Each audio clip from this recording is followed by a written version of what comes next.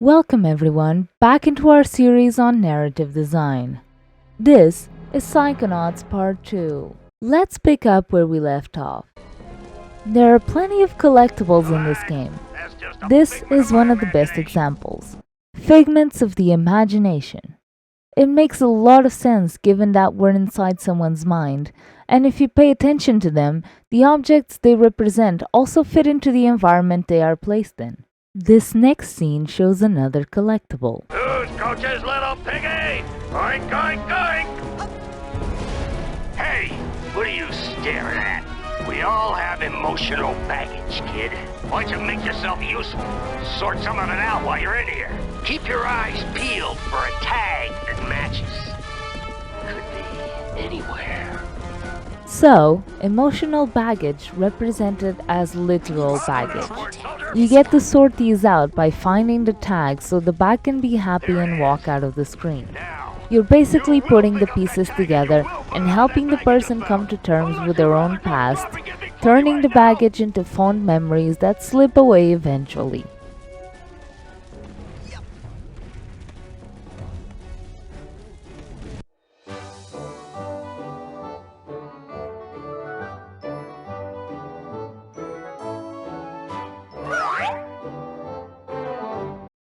Another aspect I find really engaging in this game is the attention to detail and to leaving clues as to what happens later on.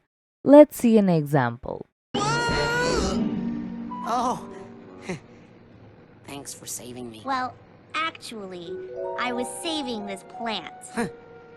Never seen one so meaty before. I have. It's been appearing in this creepy nightmare I keep having. You're having nightmares? Oh, I've been reading about how to fix those. Will you let me see one? No.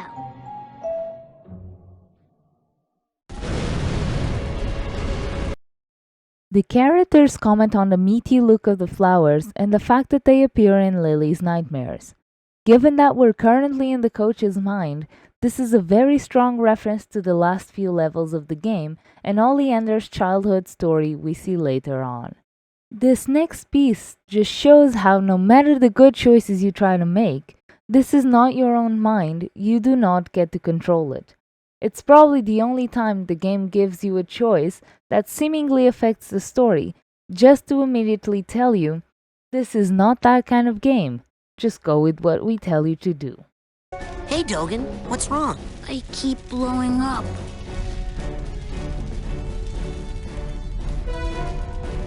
Follow me. I'll help you through the mines. Okay.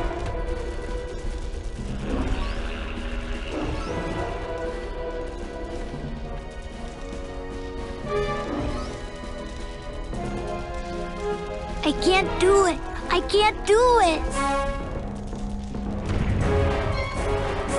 Now this next scene is a good example of the narrative efforts put into the simplest parts of the game.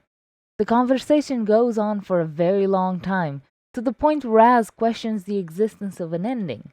The conversation only wraps up, well kind of, when you punch the door.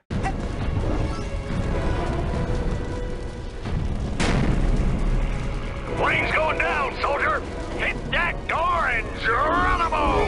Hey, no one told me to pack a chute. Did Washington have a chute when he crossed the Delaware? Just jump, sissy! Well, I guess we're all good. Is there like a climax to this story? Didn't I mention the gopher yet? And then I gave Lady a bone?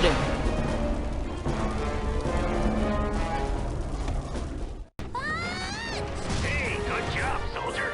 Now here's your reward. Another type of collectible introduced in this first brain level are the vaults. Most people, they got something to hide.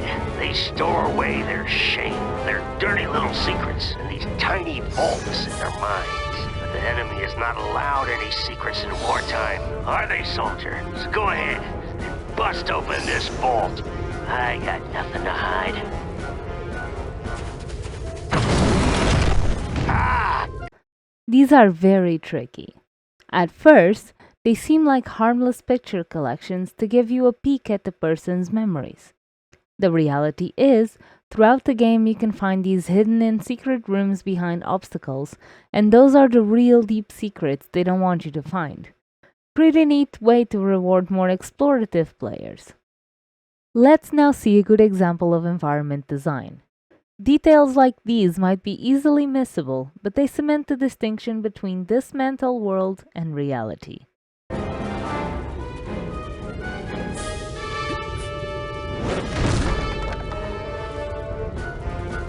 Yeah! Classic Zen!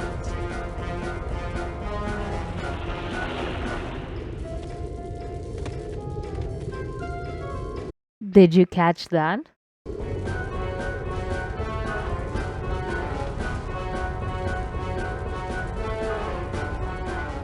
The perspective of the world changed.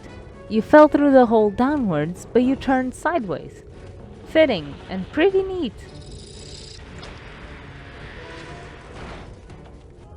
I want you to take a look at this environment. Compared to the beginning of the level, this makes the player feel a lot more unsafe.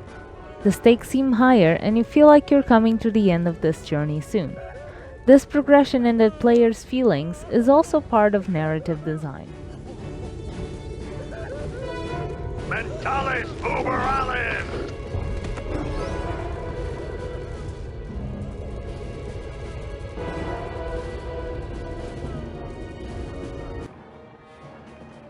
This last part is really the culmination of the things previously pointed at.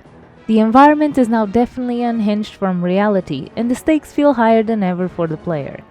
The gameplay hasn't changed, and is arguably even easier than some of the previous parts.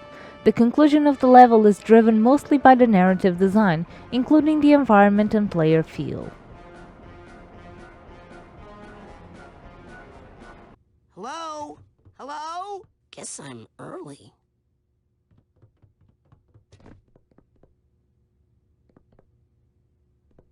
No one around, mysterious side hallway. Let's explore, shall we?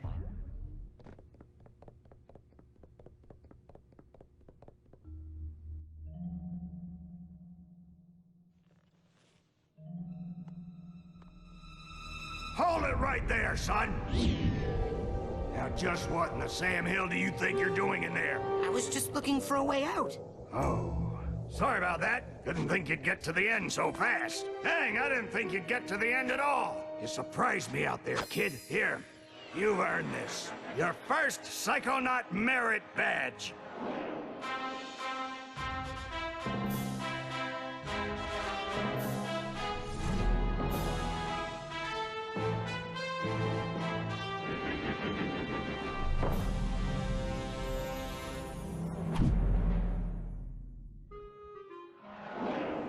But I'm always glad to see a soldier come back from the field alive. Now, if you'll excuse me, I gotta go back in. I left some good men back there. Seems like the coach still has some secrets for us to discover later on, huh? We'll continue our journey through the narrative design of Psychonauts in the next video, with a whole new brain to explore.